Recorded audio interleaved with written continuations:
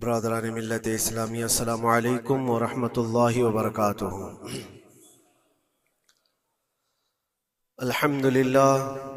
अल्हम्दुलिल्लाहिल हन्नानिल mannan अल्लज़ी खलक़ल इंसान व अल्लमहुल बयान वस्सलातु वस्सलामु अला रसूलिही सय्यिदिल इंसी वल जान व अला आलिही व अस्हाबिही ज़विल खैरि वल इहसान, अम्मा बअद।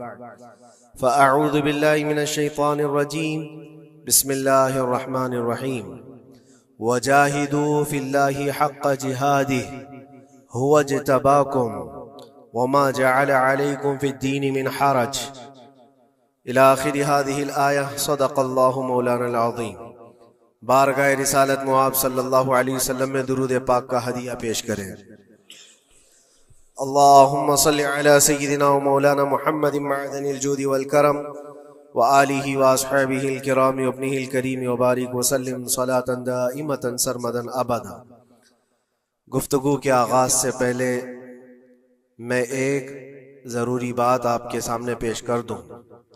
मस्जिदें अल्लाह की इबादत के लिए होती, यहाँ पर ताज़ीम के लिए खड़े होना जिस वक्त मैं आ रहा हूँ ये मैं बिल्कुल मुनासिब नहीं समझता। अपनी अपनी जगहों पर बैठे रहें, खड़े होना बल्कि अल्लाह के नबी सल्लल्लाहु अलैहि वसल्लम ने ये इरशाद फरमाया, जो बंदा ये तमन्ना रखता है कि लोग उसके लिए खड़े हों, अल्लाह उसको दुनिया में और आखिरत में जलील फरमाएगा। हमें यह हरगिज़ तमन्ना नहीं होनी चाहिए कि हमारे लिए लोग खड़े हों, और अल्लाह की इबादत के लिए आए हैं और हमारा सर यहाँ पर सिर्फ अल्लाह की बारगाह में झुकना है। और यहाँ पर अल्लाह अकबर जब कहा जाता है, अल्लाह सबसे बड़ा है, फिर किसी की तरफ तवज्जो ना हो। बाहर ताज़ीम व तकरीम, इज्जत व वक़ार सब अपनी जगह पर, यह अल्लाह का घर है और खालिस अल्लाह की इबादत। बहरहाल दुरूद पाक पढ़ लें। अल्लाहुम्मा सल्लि अला सय्यिदिना मुहम्मदिन मअदनिल जूदि वल करम व आलिहि व अस्हाबिहिल किराम व इब्निहिल करीम व बारिक व सल्लिम सलातन दाइमतन सरमदन अबदा। अल्लाह तबारक व तआला ने कुरान पाक में इरशाद फरमाया कि अल्लाह की तरफ बढ़ने के लिए तुम रास्ता तलाश करो और मेहनत करो। और अल्लाह ने इंसान को दोनों ताकतें दी हैं, खैर की भी और शर की भी, अच्छाई की और बुराई की, दोनों की ताकतें उसके अंदर हैं। खैर वाला जो मादा है उसको अच्छाइयों की तरफ ले जाता है और शर वाला मादा उसको बुराइयों की तरफ ले जाता है। जब ये दोनों चीजें इंसान के अंदर मौजूद हैं तो इंसान कभी नेकियों में गालिब आ जाता है और कभी बुराइयों में गालिब आ जाता है। ये शुरू से मामला चला आ रहा है और इन्हीं मामलात को लेकर अंबिया इकराम अलैहिमुस्सलाम बंदों की हिदायत के लिए आते रहे।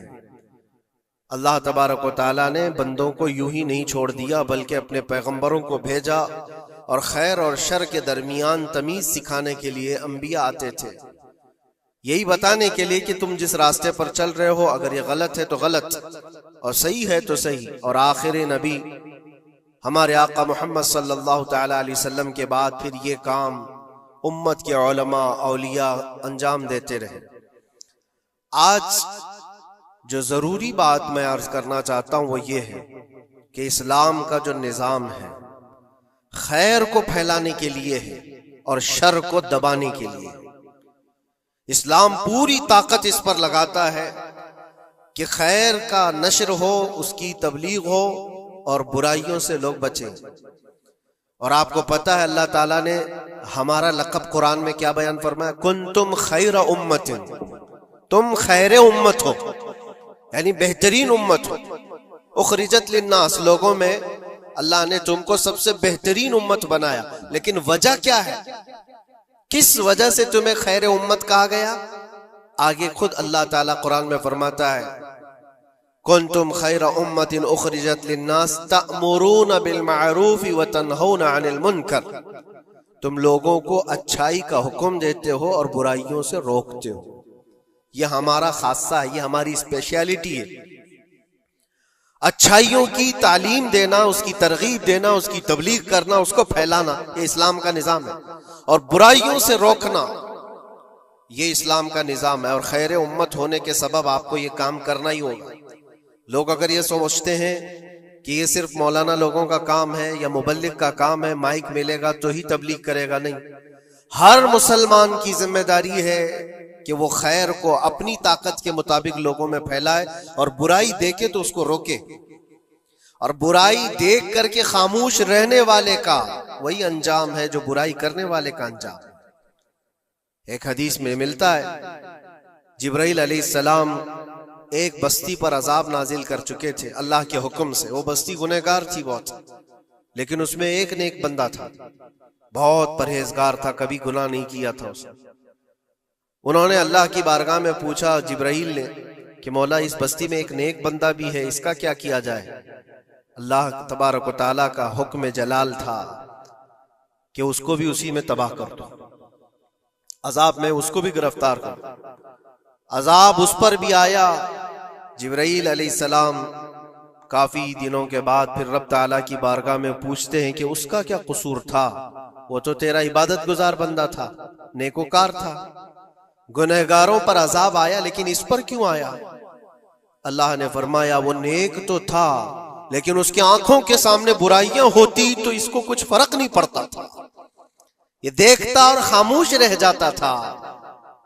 तो गुनाह करने वालों का और बुराइयों का अड्डा सजाने वालों का जो अंजाम है, वो देखकर खामोश रजामंदी रखने वालों का भी वही अंजाम होगा। इसलिए उम्मत की जिम्मेदारी है ये कि आप अपने इर्द गिर्द अगर बुराइयां देखें और गलत बात देखें तो उसको रोकें। और रोकने की आपके पास जैसी ताकत हो, जुबान से रोक सकते, जुबान से, हाथ से रोक सकते, हाथ से। ये दोनों की ताकत नहीं है तो दिल में बुरा जानकर उस जगह से उठ जाओ, उस जगह का बायकाट करो। ये तो कम से कम कर ही सकता है इंसान। हो सकता है आज के दौर में हाथ का इस्तेमाल तुम्हारे लिए बहुत मुसीबत बन जाए, तुम्हारा उसके ऊपर हुक्म नहीं चलता हो, जुबान का इस्तेमाल नहीं कर सकते हो, मजबूर हो। तो इसमें क्या मजबूरी है कि अपने दिल से बुरा जान करके उठो। और ये भी नहीं करता तो समझ लो कि ईमान का आखिरी हिस्सा भी उसके दिल से चला गया। ईमान जिसके पास थोड़ा सा भी बाकी है, वो बुराइयों को देख करके वो बरंगेख्ता होगा, उसकी तबीयत बुराइयों को देख करके मानने को कभी तैयार नहीं होगी। इसलिए खैर उम्मत का जो स्टेटस है उसको मेंटेन करना जरूरी है। यही तो बात है मेरे अजीजों, हजार तरह की मुसीबतें आए हम पर, लेकिन हम उस मिशन को नहीं छोड़ सकते जो हमारे ईमान का हिस्सा है, जो हमारे ईमान का हिस्सा है। हमें जो बुराई नजर आएगी उस पर बोलना हम पर वाजिब है, और उस पर भी खामोश और मसलहत की और हिकमत की बात करके उसके बहाने से गोशा नशीन हो जाना, ये उम्मत की जिम्मेदारी नहीं है। ये तो रास्ता तलाश करने और बहाने की बनाने की एक सोच है। बाकी हर आलिम दीन हो, हर मोमिन हो, बुराई को देखे तो उसका इजहार करे और लोगों को रोकने की कोशिश करे। एक बात और मैं बताऊं, मुआशरे में कुछ सूदखोर हैं, कुछ शराबी हैं, और उनके मुतालिक ऐसा है कि वो अच्छा असर और रसूख रखते हैं। हमारे इलाके में एक मर्तबा ऐसा हुआ था कि मुझे एक जगह तकरीर के लिए बुलाया गया और कहा गया पहले ही से कि यहाँ पर सूद का कारोबार ज्यादा चलता है, आप इस पर बराए करम कुछ न बोलें, क्योंकि हमारे मोहल्ले के बड़े बड़े जिम्मेदार लोग जो हैं वो सब इस कारोबार में मसरूफ हैं।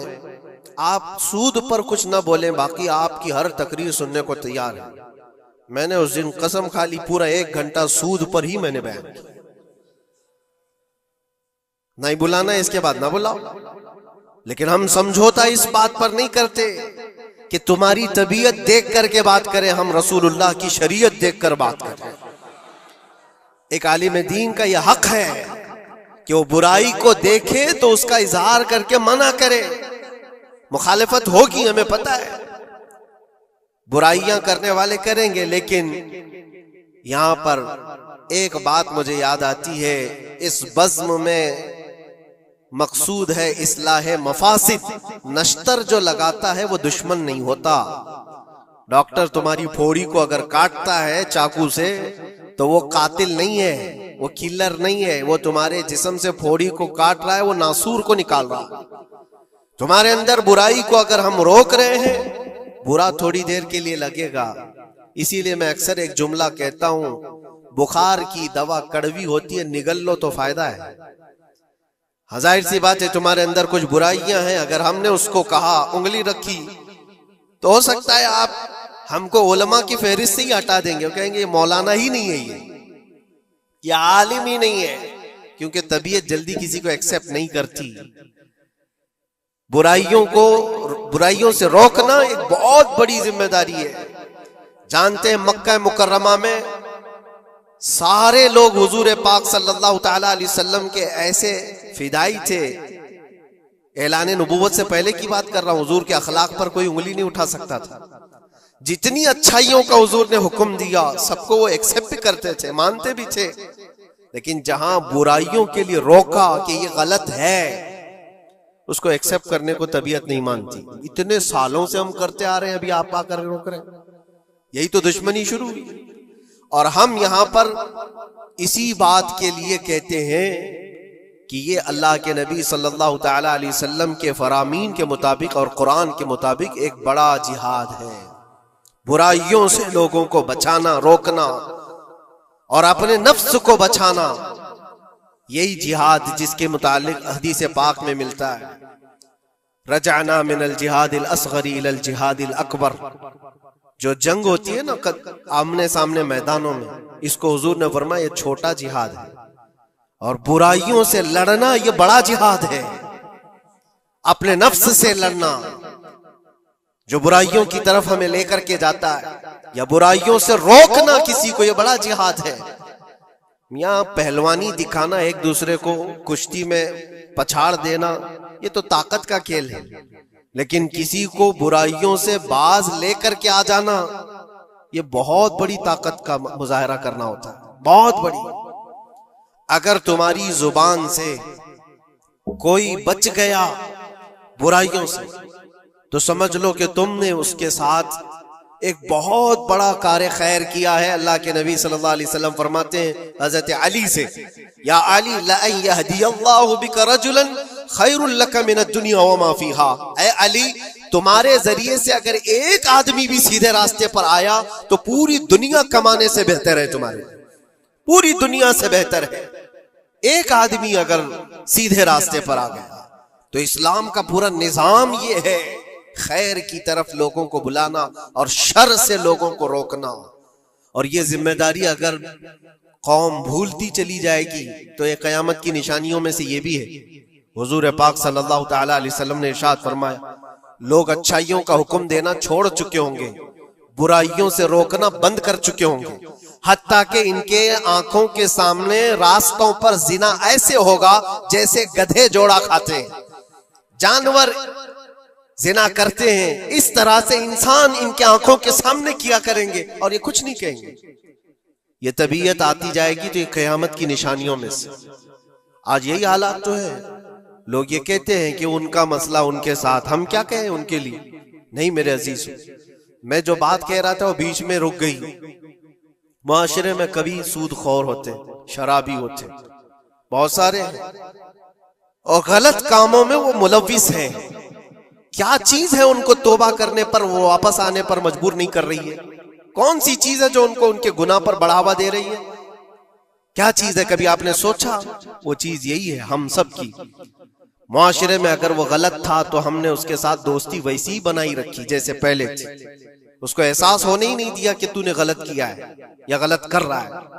उसका मिलना जुलना उठना बैठना सब अच्छे लोगों के साथ वैसे ही चल रहा है। इमाम साहब भी मिल रहे हैं, उसको सारा रिस्पेक्ट वैसे ही मिल रहा है, तो वो यही समझता है मैं जो कुछ कर रहा हूं अच्छा कर रहा हूं। और अगर कौम की तमाम जिम्मेदार लोगों ने एक बात ये तय किया कि तू ये गलत कामों में है, हम आज से तेरे साथ कोई ताल्लुक नहीं रखेंगे, कभी तेरे साथ किसी दावत में ना आएंगे ना बुलाएंगे। इससे होता क्या है लोगों को ऐसा लगता है कि हम बाइकआउट का कोई मिशन चला रहे, नहीं, इससे उसको एहसास होता है कि मैं मजलिस में बैठने के लायक नहीं हूं, मैं तौबा कर लूं ताकि बैठने के लायक बन सकूं, इन बुराइयों से बाज आ जाऊं। और तुम्हारे मिलन जुलन की वजह से ये सारे, आज लोग पहले छुप करके करते थे, आज ओपनली ये सारे काम करने लगे। लोग जो है पहले डरते थे कि कौम में लोगों को पता चल जाए मेरा धंधा क्या है तो पता नहीं मेरे साथ लोग कैसा सलूक करेंगे। आज वो निडर है, शेर है, कुछ नहीं होता। आज लोग जिसके पास पैसा ज्यादा है उसकी इज्जत करते हैं, उसके साथ सांठ गांठ वैसी होती है, सब अच्छे लोग भी उसके यहाँ आते हैं जाते हैं, सब होता है। अजीजा ने गिरामी वकार, बुराइयों से रोकने का निजाम जो हमारा खत्म होता जा रहा है, ये कयामत की बड़ी निशानियों में से। आज आपकी और हमारी जिम्मेदारी इतनी तो है कि उन महफिलों से अपने आप को दूर कर लो जहां ये सारे काम हो रहे हैं। गलत जो भी है उसको तुम्हारा दिमाग खुद ही पहचानता है गलत क्या है। अल्लाह ताला ने इतनी हिदायत हर बंदे को अता की, हर बंदे को। अल्लाह ने कुरान में फरमाया, अलम नजअल लहू ऐनैन व लिसानन व शफतैन व हदैनाहुन नजदैन, हमने दो चीजें ऐसी नहीं दी हैं तुम्हें जो खैर और शर को पहचानती हैं। हर इंसान, आपको किसी ने बताया नहीं कि आग गर्म होती है, बचपन से बताया नहीं जाता है। इंसान अपनी खुद तजुर्बात से या देख देख करके समझता है, वो आग में हाथ डालता नहीं है। क्या उसकी कोई ट्रेनिंग दी गई है बचपन से कि आग में हाथ डालना नहीं चाहिए? तुम्हारी तबीयत ने खुद ही फैसला किया है कि ये जलाती है चीज, ये गर्म है, ये नुकसानदेह है। तो ये हिदायत अल्लाह ने हर बंदे को अता की है। क्या आपने अपने बच्चों को या आपको किसी ने बचपन से सिखाया है कि जो गंदगी है, जो गलाजत है, पखाना हो, गोबर हो, ये नहीं खाया जाता? ये चीजें सिखाई नहीं जाती। इंसान की तबीयत में है कि उसको एक्सेप्ट नहीं करती तबीयत, दिमाग खुद ही कहता है ये गंदी है, ये बुरी है। तो इतनी हिदायत तो अल्लाह की तरफ से है खैर और शर को पहचानने की। और कुछ ऐसी बारीकियां हैं जिसको उलमा बयान करते हैं, ये बुरा है और ये अच्छा है। अजीजा ने गिरामी वकार, आज उम्मत की ये बहुत बड़ी जिम्मेदारी है जिसको फरामोश किया जा रहा है।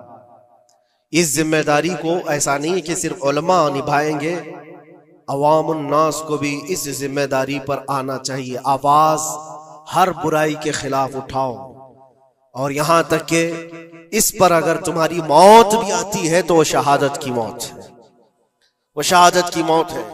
बुराइयों से रोकते हुए अगर कोई कत्ल हो गया या अगर कोई दुनिया से इंतकाल कर गया तो उसकी मौत को शहादत की मौत करार दिया गया। यहां तक कि एक हदीस में यह भी मिलता है कि कोई बंदा हुजूर पाक सल्लल्लाहु तआला अलैहि वसल्लम के बताए हुए तालीमात को लोगों तक पहुंचाने का सफर कर रहा था, लोगों को अच्छाइयों का हुक्म देने का सफर कर रहा था, बुराइयों से रोकने का सफर कर रहा था। इस दौरान उसका इंतकाल हो गया तो हुजूर फरमाते हैं उसका दर्जा नबियों और शहीदों के बीच में होगा कयामत के दिन। उसको दरमियानी हिस्से में रखा जाएगा नबियों और शहीदों के बीच में, क्योंकि एक बहुत बड़ी जिम्मेदारी उठाकर चल रहा है, बहुत बड़ी जिम्मेदारी। अब ये जरूरी नहीं आज मुझे ये माइक मिला या कोई बहुत बड़ा प्लेटफॉर्म मिला जो मुझे लोग सुन रहे हैं, हमारी जिम्मेदारी बड़ी है। आपको आपके घर के बच्चे सुन रहे हैं, आप किसी जगह पर मैनेजर हैं तो आपके मातहत रहने वाले जो काम करने वाले हैं वो आपको सुन रहे हैं। कुल्लुकुम मसऊलुन अन रिअयतिही, ये हदीस पाक में, तुम में से हर कोई जिम्मेदार है अपने मातहत रहने वालों का, तो उनको रोकना तुम्हारी जिम्मेदारी है। अगर पूरी दुनिया को नहीं रोक सकते, पूरे मोहल्ले को नहीं रोक सकते, अपने मातहत रहने वालों को तो रोक सकते हो। अपनी औलाद को, अपने आसपास वालों को जो तुम्हारी बात एक्सेप्ट कर सकते हैं उनको तो रोको, उनको बुराइयों से रोकना ही तुम्हारी जिम्मेदारी है। मुआशरे का निजाम जो आज डिसबैलेंस है उसकी एक बड़ी वजह यह है कि हमने इस जिम्मेदारी को छोड़ दिया है। होता क्या है मैं आपको बताऊं, कुछ घरों से हमें ये शिकायत मिली, बच्चे ऐसे हो गए वैसे हो गए, माँ को उल्टा कह रहे हैं, बाप को गालियां दे रहे हैं, आज ये अपनी मर्जी की चला रहे हैं, फला है वो है। कब तुम्हें ये होश आ रहा है? जब वो 20-25 साल के हो गए। 20-25 साल से तुम सिर्फ और सिर्फ उनको वॉच करते रहे, देखते रहे, और जब बिगाड़ आ गई तब आपको ख्याल आया कि ये बिगड़े हुए हैं।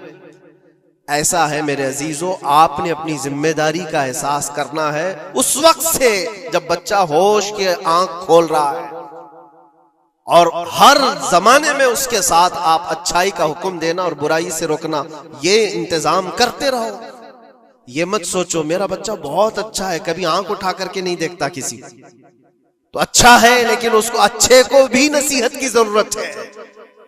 इंसान की तबीयत है। मैं आपको बताऊं, इस कायनात में सबसे अच्छे लोग कौन थे? सबसे अच्छे वो रसूलुल्लाह के सहाबा, उनसे अच्छे कोई है? और ये मिलता है, बुजुर्गों ने फरमाया क़यामत तक जो सबसे अच्छे पैदा होने वाले थे, अल्लाह ने उनको चुन करके रसूलुल्लाह का सहाबी बनाया।